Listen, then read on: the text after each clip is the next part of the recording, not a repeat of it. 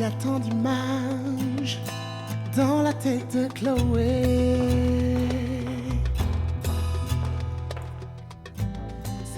Donc voici les pays les plus concernés. Vous voyez ici toute la bande d'Afrique subsaharienne. Et en rouge, vous avez les pays où plus de 80% des femmes sont excisées. Et vous voyez qu'ils sont quand même nombreux. Et c'est Djibouti, Somalie, le Soudan, l'Égypte, l'Érythrée pour l'Afrique de l'Est. Et en Afrique de l'Ouest, vous avez le Mali, Guinée-Conakry. Vous avez aussi la Sierra Leone. Donc vous voyez que beaucoup de pays sont concernés. Il y a des pays aussi moins connus comme le Yémen ou l'Irak dans la partie nord du Kurdistan en fait, de l'Irak. Et aussi en Inde. Donc ici, on ne voit pas la carte du monde, mais en Inde, en Indonésie, où la pratique aussi est médicalisée.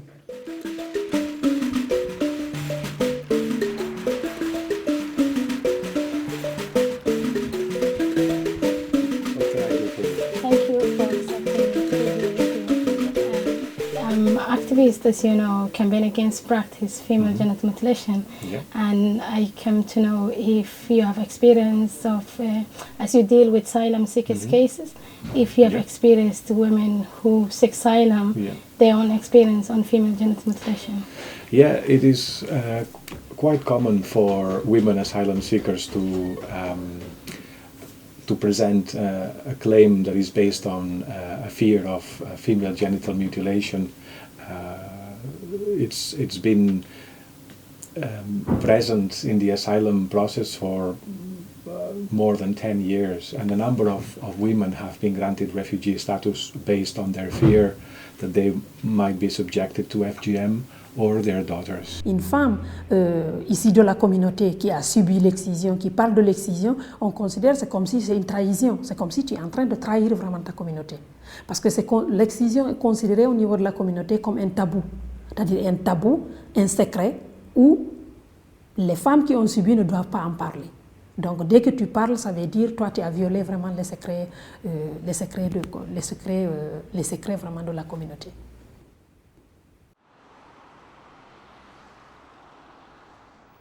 There are essentially three convention grounds that come into play: membership of a particular social group, political opinion, and religion. Membership of a particular social group means that women and girls form a particular social group because it sets them apart from the rest of society. They are subjected to persecution, which is FGM, and as a result can become refugees and recognized as such.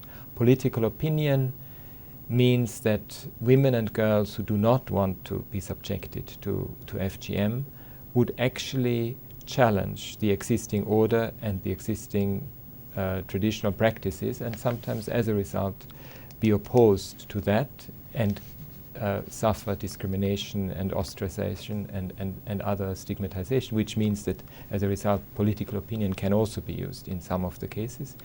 And religion is the other ground that is very often used.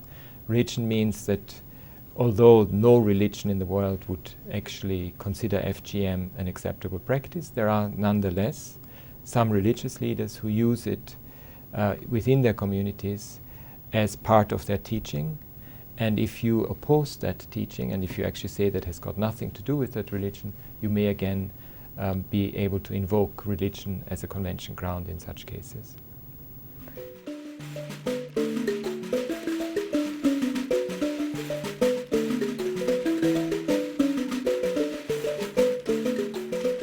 Quand j'ai milité contre l'excision et que j'étais contre, je me suis mise à dos les islamistes qui ont porté plainte contre moi à la police pour incitation.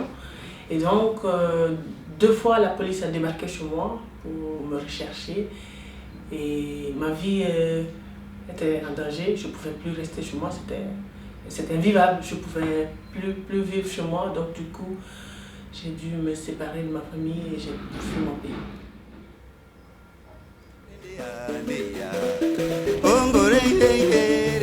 Des problèmes liés à mon militantisme au niveau politique et au niveau aussi de la communauté. Voilà, donc j'ai dû m'enfuir parce qu'il fallait vraiment sauver ma vie et que je ne pouvais pas quand même m'enfuir avec les enfants. Voilà, c'est pourquoi je me suis battue. J'ai eu la chance que lorsque j'ai eu le papier, la première des choses, c'était vraiment de faire venir mes enfants pour pouvoir quand même surtout sauver leur vie. There are parents who want to protect their children against this practice, but unfortunately, sometimes the traditional practices are so deeply entrenched in particular communities that the only way for them to save their children from it, their girls from it, is to actually leave the country. Ok. C'est bien que ça donne les photos. Les photos donc, de ta fille, comment elle s'appelle d'ailleurs? Bobo Diallo. Ok, les photos de Bobo Diallo. Il y a les photos. Et puis les dossiers maintenant pour l'attestation d'excision. Le certificat médical qui prouve que moi j'ai été excisée. J'ai le type 2.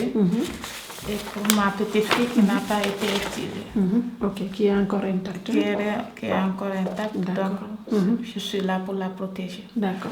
Donc moi je veux vraiment pas que ma fille soit excisée parce que moi j'ai subi l'excision.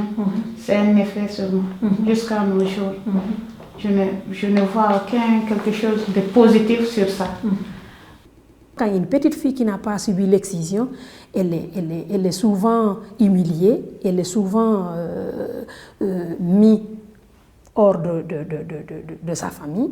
Il y a une pression sociale qui est telle que même ses copines, de fois, se moquent d'elle pour dire qu'elle n'a pas subi l'excision. Ce qui fait que, de fois, ce sont les petites filles même qui réclament l'excision.